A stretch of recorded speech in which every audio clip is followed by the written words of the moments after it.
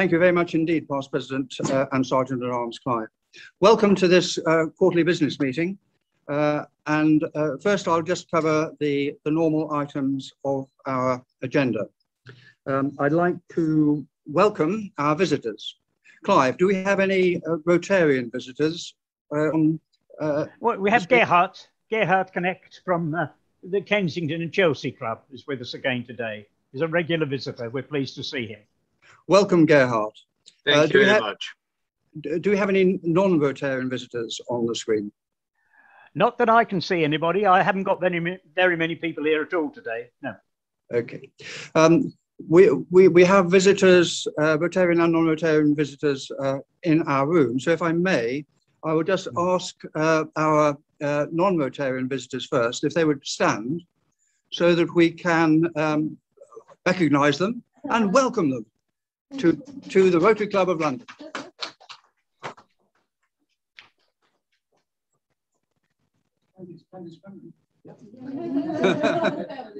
And we thank Candy for for the support she's brought with her today. We also have a visitor from Atlanta. Katie, would you care to come and say hello on the screen so that others can see you? Come round here.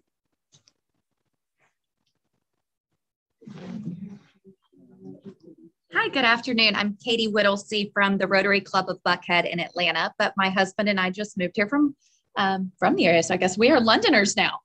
So thank you for having us. Thank you, Katie. Visits to other clubs. Do we have anybody who has a visit to other club that they'd like to record? I did. Chicago. I went to Bush Hill Park. Oh, Bush Hill Park Club last Wednesday. And I saw, did I see even Robert on the screen? You did. I can't imagine they haven't done a visit. Eve. Just Redbridge as usual. Thank you. Now, birthdays, I have no record of birthdays this week. And so if I may, I will skip that. One or two notices I'd like to mention before we get into the the speaker and the other items of the business. Firstly, we have two events that I'd like to bring to members' attention. One is the Golf Challenge Day. Our golfers braving the inclement or clement weather. Last year it was pretty inclement actually, in order to raise money for charity. And we have three teams this year. Each is supporting its own charity. I am covering one particular charity, Noah's Ark. We will be identified on the course by wearing bibs so that people can see who gets the mulligans. And if you don't know what a mulligan is, I could ask Tim McAndrews to come and explain it, but he's just got his dessert, so I won't interrupt that. Mm-hmm. But the idea is that you get an extra shot. And any team that actually gets a donation for its charity of £50 from one person, £50 or more from one person, gets a mulligan. And I'm putting in an appeal for lots of £50 from lots of people so that my team get lots of mulligans. I do see that I have Chicago on my left and Ian on my right, and they're also anxious to get mulligans for their team. So please do consider donating generously so that our golfers can actually get round the course. No, I'm sure it's an exaggeration. We also have on the 15th to 17th of October, the district conference. And several of us now that we've registered for the conference, we're booking into hotels in Eastbourne, Best Western, Cavendish, and the conference hotel, which I can't quite remember, but it was a bit more expensive. The View. Sorry? It's called The View, the conference hotel. The View. And I think is the Best Western the Lion or? York House, I think. York House, yeah. So York House. we would welcome to have members join us at the district conference so that our club can be properly represented both in the meeting halls and in the social events that surround the activity. That's something that I'm looking forward to. Right. I will now ask members to find a glass to give the loyal toast.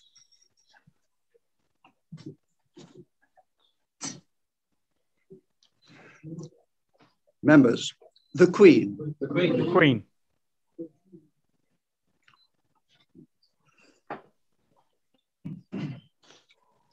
Thank you.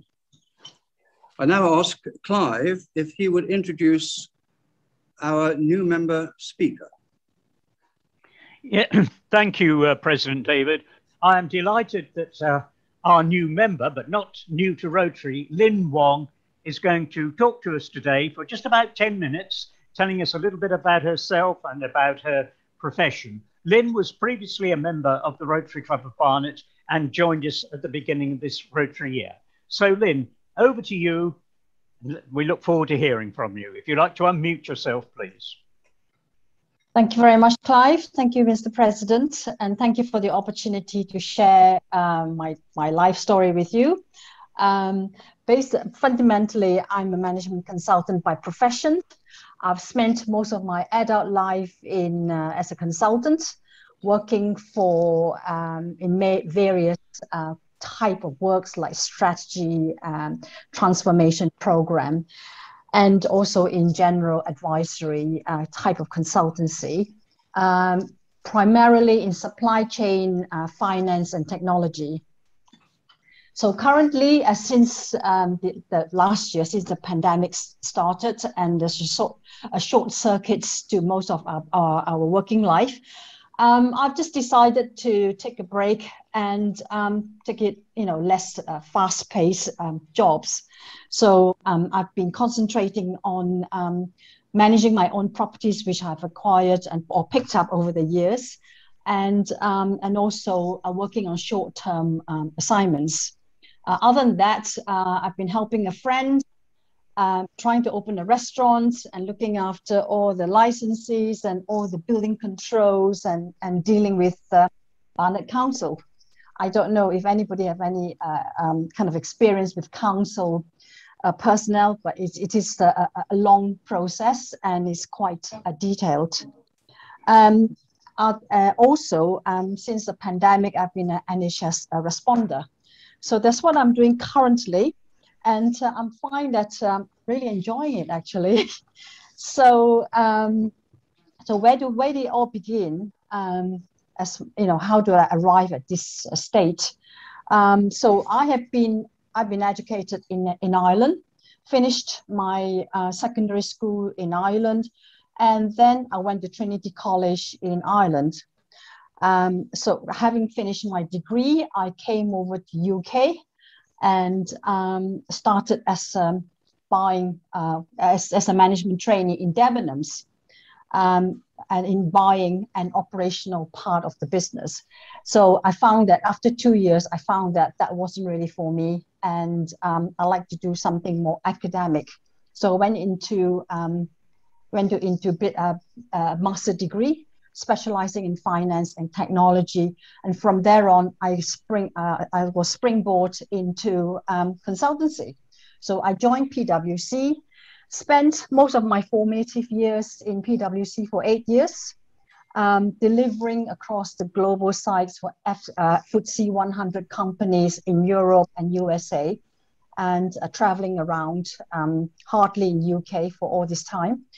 And thank to the heydays of consultancy, I was able to get engaged or charged more than 100%. So I was literally working on the enterprise systems such as SAP, which is the heydays of SAP then, and transformation program in terms of organizational changes and cost reduction kind of work, and strategic directions, roadmaps, etc. So after 8 years, I realized that I really want to be self-employed, and I went into as an independent consultant with various companies. Fortunately, I have been a self-employed consultant for the last 16 years, and very fortunate to be working back to back every single year. So that, which was quite lucky. And also, I spent about 11 years of my self-employed years with Tesco. I was very lucky to be in Tesco at the time when there was a huge transformation program going on. And I was working in Central Europe for Tesco, for consolidating 4 countries into one and launching a new retail company and entity in Central Europe. And then coming back to UK, I was working on Tesco.com, starting up new business such as fashion line and hard lines, setting up the website and also operational delivery from end to end. And from there on, we set up the .com business. But due to the rationalization of the business since I think it was 2012 or 13, they wanted to focus on just food. And so the online business, the softline and hardline online business was closed down. But following that, I was then working in just somehow got myself into Microsoft solution called Dynamics 365. Somehow I just managed to kind of work in the new technology again, and in advertising companies such as Dentsu, and also a fashion company which is based in America, so in Germany. So from there on, I've been an independent consultant working for such a long time, and I thought it's time to take a directional change, and which I did. And since then, I've been working. I've been a volunteers in when I was in Barnet, working in voluntary work, especially during the Christmas season when we were delivering Christmas dinner to the old folks during the pandemic. And also, I was working in part of the volunteers for the NHS responder for collecting a medication for whoever requested for it, and also from talking to and checking in with various folks who have been recommended by the GP for people to check in and just to, as they are on their own, isolating on their own, and a lot of harrowing stories that I've encountered, and it's kind of heartbreaking. So I spent quite a lot of time as an NHS responder. So other than that, I was then, my other interests includes, I learned how to play bridge during the pandemic, and now I've been playing bridge with some clubs in Ireland, learning Italian, doing walking and hill walking, and looking forward to traveling going forward. So that's me in a very short synopsis. Thank you very much, Lynn. That was excellent. You can't hear the people applauding, but we're applauding. a short but very comprehensive review of your activities. Thank you very much indeed, Lynn. Before I hand over to Clive for questions, by any chance, when you were at Debenhams on the financial side, was Andrew Noble the chief accountant?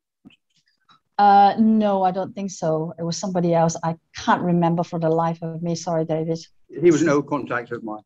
All right, okay. But certainly, I spent a few years with Coopers & Lybrand, which became PwC probably by the time you joined. Yeah. I joined as PwC after the merger. So, Clive, questions from your side? Oh, does anybody have any questions? We've got just a little while for questions.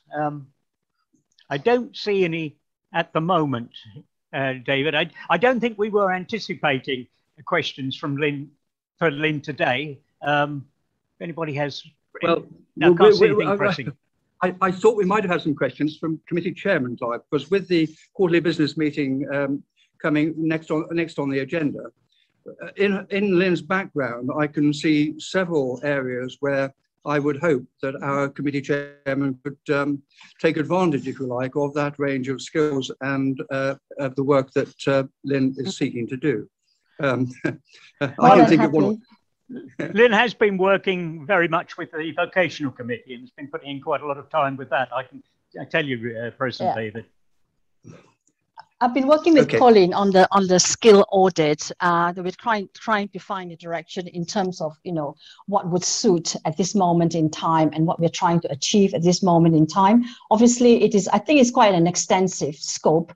We can look at it in different angles, but it's just that we just want a general agreement as to which angle we want to pursue at this moment in time. But you know, it can go on and on and on, you know, various angles. Thank you. Well, that seems an ideal introduction to the quarterly business meeting, which is an opportunity for the various committees and activities of the club to actually present their activities to the membership. I think I would start as president saying that we have an immediate interest in actually focusing the strategy of the club going forward, partly because we're currently moving between Zoom and physical meetings, raising the question of what sort of club are we? Are we a physical meeting club? Are we a dining club? Or are we more towards a new generation e-club? And so that is part of the consideration that I'm hoping members will be thinking about when we talk about strategy. We have a special background. Do we have a special future? Question mark. Moving on from my own presentation, I know actually, do we have chairman that would like to make a presentation? Let me actually go down the list. David. And it's similar to one we'll have later on in the day. Does the secretary have anything that she would like to communicate to the meeting? We do have an issue of newsletters, and if I may raise this matter on behalf of the club administration, we need to re-establish, if you like, our communication links. We were doing a weekly newsletter and a weekly bulletin until the August break. We now want to restructure that to have a club newsletter on a monthly basis, or which the members may or may not find the most helpful, while still maintaining a basic weekly bulletin. But the structure and editorial contributions for that are something that every committee needs to consider. But we're quite keen to get a newsletter out in the very near future, and the first newsletter that comes out will be a compromise. We won't have all the data, we won't have all the parts of the template completed, because we need to get it out this week, and we haven't got time to actually give it proper consideration. Charity, Hugh, do you report on the QBM? Was going to report on the Old Bailey dinner. Would you like to do that under your Vice President's report? Yeah. Yeah, would you like to come and do that?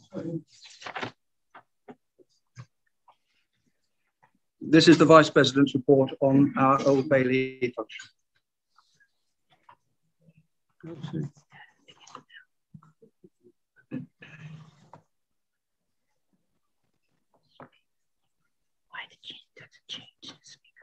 I can see Ian. I can see you, Chicago.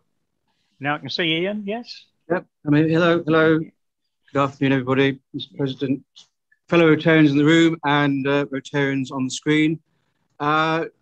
Just really to report on since the QBM and reporting on the last 3 months, just say we had a very successful dinner at the Old Bailey on August the 3rd. We're very privileged to have not only have a dinner there, but to have both sheriffs present. As you know, our honorary member, Chris Hayward, who was a member of the Common Council and is sheriff this year, very kindly hosted it. And we had a most marvellous evening. Both sheriffs then took us round the Old Bailey, and we had a wonderful dinner. And I was very pleased as many people as possible were able to come. I realised that some people, unfortunately, didn't feel safe coming on public transport. But we had a splendid evening, and it was well attended. And until we get another sheriff, as it were, who's a member of the club, it's unlikely to happen again. But it really was a very special evening and most enjoyable. And we were able to give the sheriffs a donation on behalf of the club to their charity.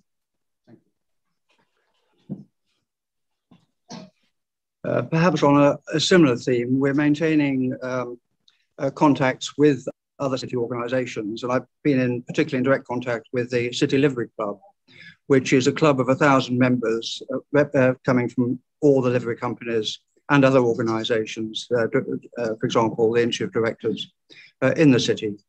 And the hope is that we can work together to have a function next year in aid of the Duke of Edinburgh's award scheme somewhere, probably in a city livery hall or some similar venue. So that's just watch this space.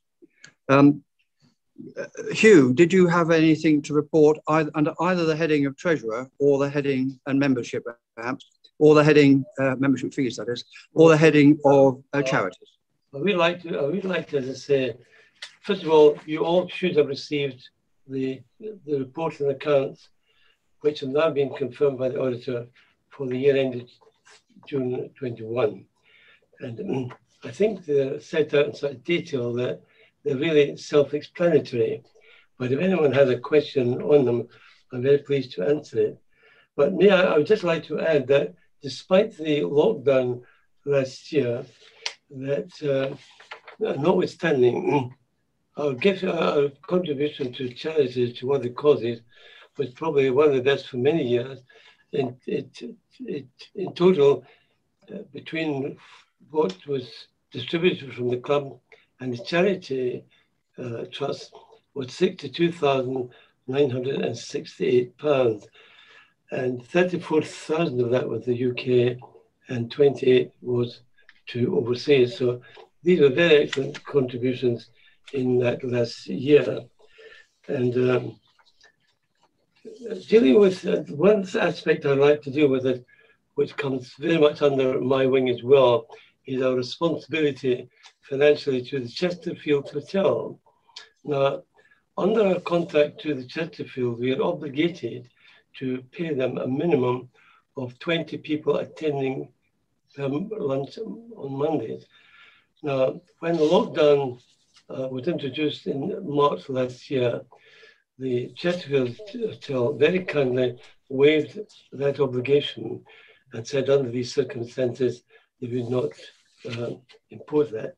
So, however, these restrictions have now all been lifted, and I'm now in current negotiations with the Chesterfield as to when, because they do have an excellent service indeed, and we wish to continue our excellent relationship with them as to when they might wish to take up that option.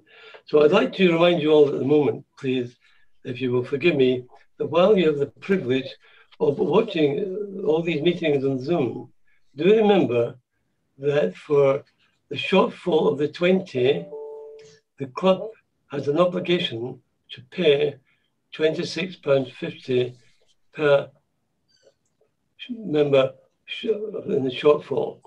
And in recent weeks, that could have resulted in 5 or 6, and cumulatively, that would be quite a lot of money. So I know I'm speaking from Zoom at the moment, but I did attend Chesterfield last Monday, and I've got to travel by train and by tube. But last week, I forgo the tube and went by taxi from Liverpool itself, which was quite expensive. And I'll probably be doing the same next Monday, and I do intend to be at the Sheffield next Monday myself. So I hope I'm practicing what I'm preaching, And I'd just like to emphasize to you that you're aware, although if you don't come on Zoom and you don't come to Chesterfield, well, we may have to pay your lunch for you. So that is all my questions in terms of my Treasurer's report, unless anyone has questions on the matter of the figures that I presented and which have been confirmed by the examiner. Any questions? I don't see any on the Zoom link, President David. No hands up here either. I'm sure, President David, you would agree with my comments regarding our obligation to the Chesterfield Hotel. Yes, I mean, we have a contract, and as a club, we have a responsibility to actually deliver that contract. And I know that your negotiations have saved us a lot of money, Hugh, over the last 18 months. But I think that we should be regarding ourselves as obliged now to meet our contract. Before you moving on to charity, there was a question I saw on the screen, I just looked at them now, from Rosie about the other charities for the golf day. And I wondered if you could actually run through the charities that the golf day is supporting. The charities that we're supporting this year are Lifeline for Kids, and our member, Sir David Gerrard, he's a patron of that, and for every pound that we contribute, we pay, he will match that pound. So for every pound you contribute, he will match it pound for pound. So that's for Lifeline for Kids. It's they don't charge anything for admin. It's a charity very much that concentrates in making bespoke equipment for disabled children. The other charity is one that is very much at the heart of Rotary Club of London, and we support it now for quite some years. It's Noah's Ark Children's Hospice in North London. And the other charity is Richard House Children's Hospice as well. Now, these are the three charities that we're supporting on this occasion. And additional to what President David said to you earlier about contributing to the Mulligans, yeah, where people get a free shot, that we have the lunch, the dinner in the evening at Moore Park at £32.50 per person. So if you can't play golf, do please come along to the lunch at Moore Park Golf Club at Brickmansworth. It's only £32.50. And if you've got something valuable that could fetch £10 or more, then bring it along for the auction, and that too will help to raise funds for those charities that we are supporting. So on behalf of the President and the Charitable Committee, and please come along and support this event. It has been one of our most important fundraising events in our calendar. And as I've said in my report, which you should have, on average, it's raised almost over 10,000 per annum, and cumulatively it started way back in 2002, and it has raised over £220,000 for children's worthy causes. So I hope that explains it all, President. Thank you, Hugh. Before you move on, could I just ask Tim McCandles whether he wants to add to that, because he's been getting the teams together and doing all the work. Absolutely. Yes, hello, President David and Rotarians all. Thank you, Hugh. I think you've covered most things. One question I have been asked is who is playing in what team? Because there are people who want to sponsor specific individuals. So if I can just tell everyone, the proposal is in President David's team, there will be yourself, Hugh, Rajiv and Tony Sharma. In Ian's team will be Hiko, Louis Hui and myself. And Shikako is actually playing, and she is playing with Maria and Maria's husband. So you can sponsor one of those teams. And in terms of which team is representing which charity, David is trying to raise money for Lifeline for Kids, Ian for Noah's Ark, and Shikako for Richard House. So that's, if people want to give sponsorship money, You know, you may want to give it towards an individual or to one of the charities. And you can do that online. The link has been sent out by Candy, so you can do it online. You can also book for the dinner online. So that's just to add to what Hugh has already said.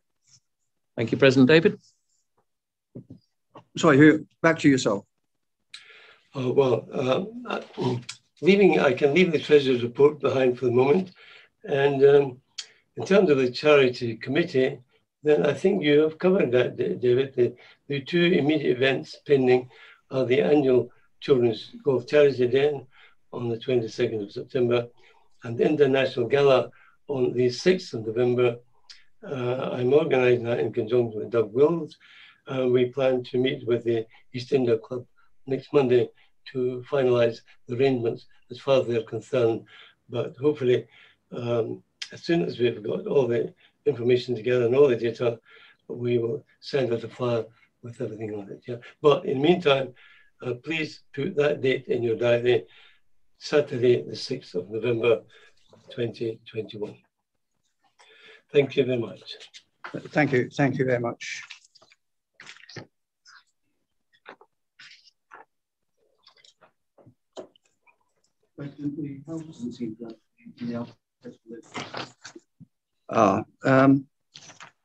Okay. Well, let me move on. We had, I think, a focus on the new committees and the new chairman. Colleen, would you like to introduce the vocational committee, which is being re-established by yourself this year? Colleen, would you like to say something? Sure, Clive. I want to share a presentation. Can you make me a host, please? Is that possible?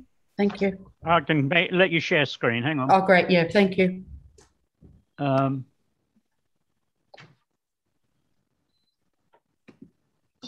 on, come on, come on. Only one. I'll be with you. I'll be with you in a minute. Excuse me. Right. Thank you. Yeah, it's unfortunate that. Let me find you, Colleen. Come on, Colleen. There you are.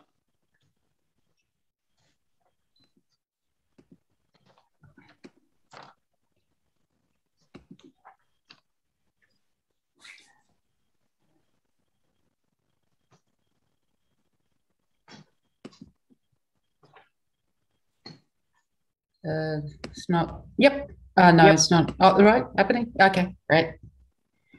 So if I share my screen, it's not allowing me to share. They've changed the darn thing. I'm sorry. Apologies. Okay. Is that working? Can you see my screen? Not at the moment. Okay. Then, Shikako, I think you've got the presentation. Can you share it on your screen, please? Yeah. Something's happening with the hosts. Yeah, it's not allowing me to pick up the screen to share, Clive. Something's happening. Yeah. No, it's only letting me share mine, and that's no good. Yeah. They changed everything. It used to be simple, and they changed everything about 10 days ago. Okay. Which I don't like. Shikako, are you able to share your screen and the presentation? I'm not co-host either. Oh, really? Okay. All right. Can you co-host? Can you co-host Chicago, Clive? Yeah, can do. Could other chairman, yeah, who got a report to make, let me know. Yeah, I've made Chicago co-host. Okay.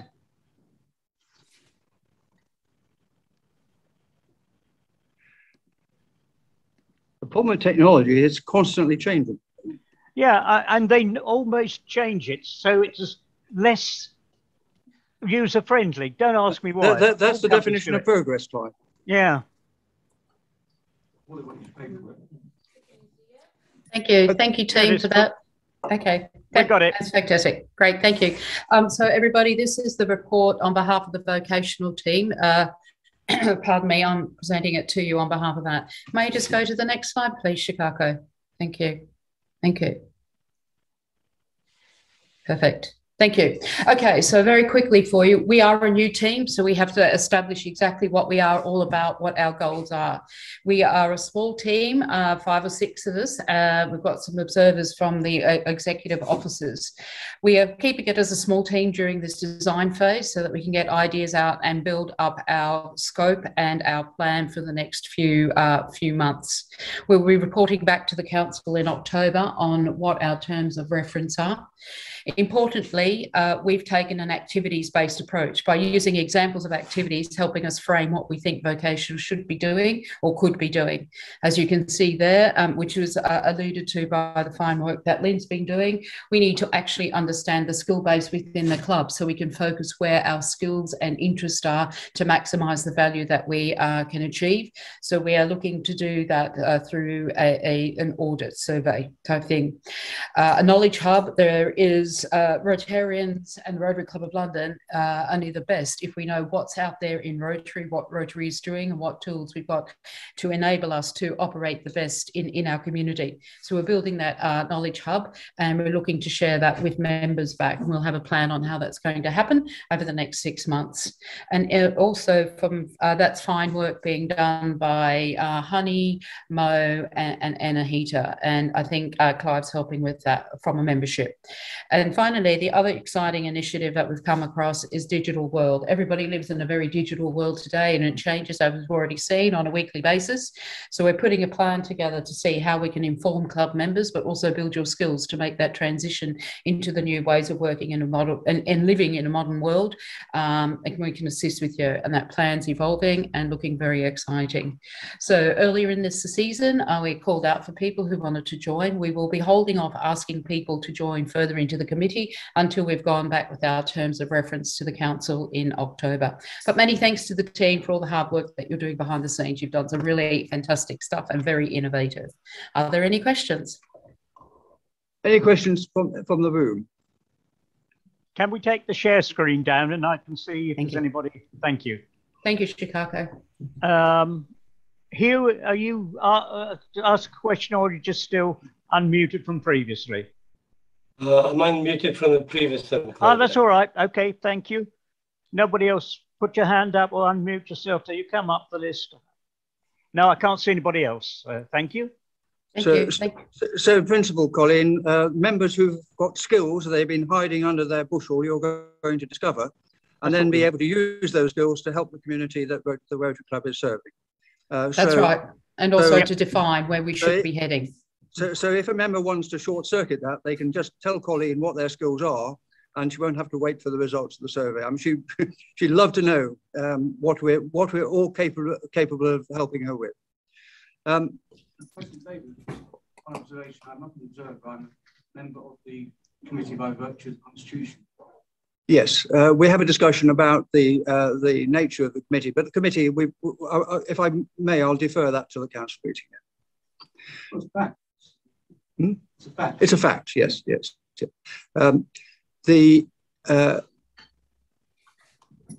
Do we have anybody from International to speak on behalf of International? We've had a report from Doug Wills, but Doug isn't online.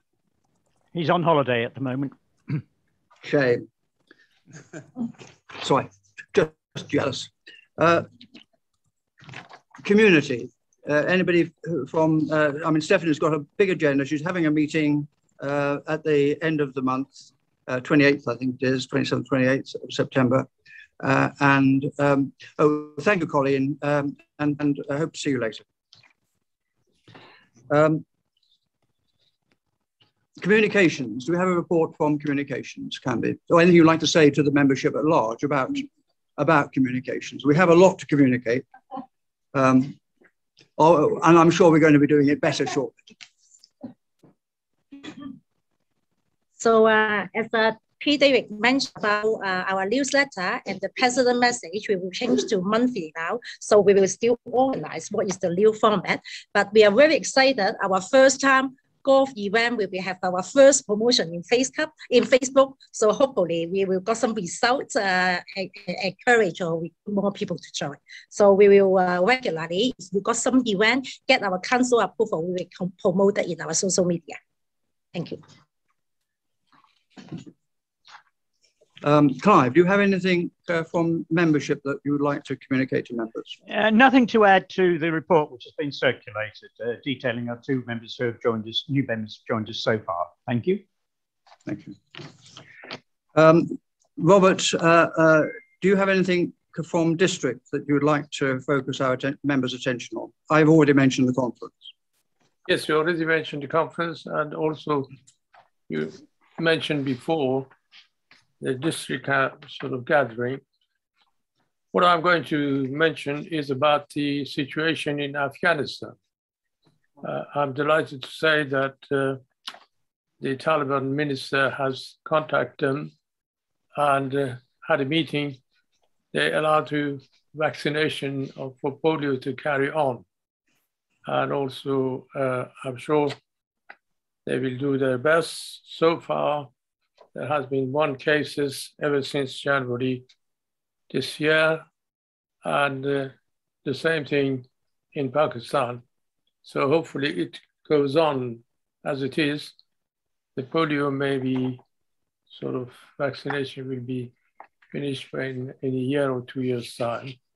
But nonetheless, the clubs are requested to make contribution, especially our club. What £1,000 was given last year, they appreciate very much. So that is the most important situation to report. Okay.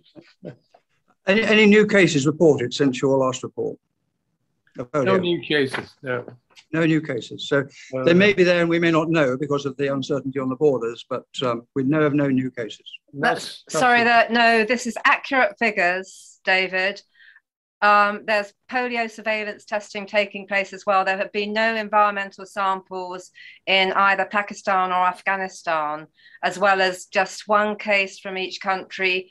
And that dates back till January. So since 27th of January, there have been no cases of wild polio virus anywhere in the world, apart from the 2 that Robert mentioned. Thank you. So it's important for members to appreciate that. Let's celebrate that, because it is estimated it will take 2 years before we can actually confirm it.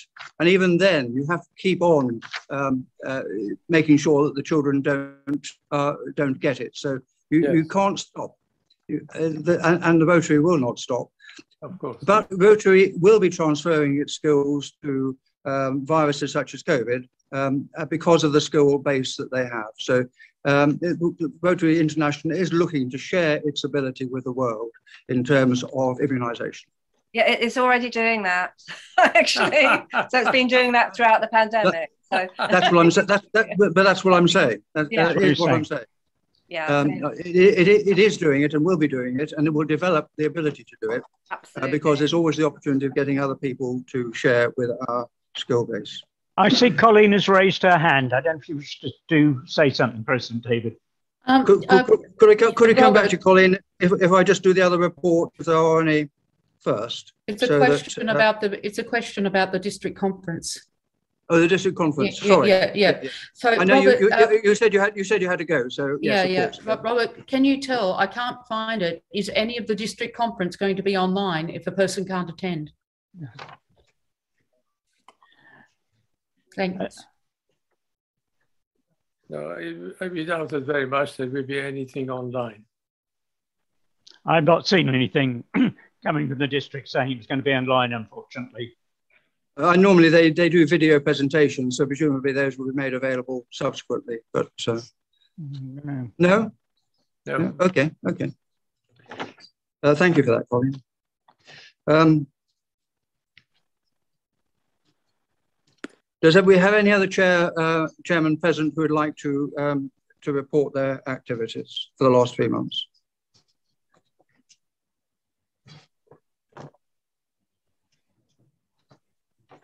Can I take silence as meaning there are none? I see nothing on here, President David. Nobody has indicated they wish to say anything. I mean, I'm well aware, for example, Sabrina has lost her voice, and so she's not able to come online. But we are together with Chicago. We're looking at the possibility of supporting a further Interact Club and we're looking at maintaining the connections with our existing Interact Club.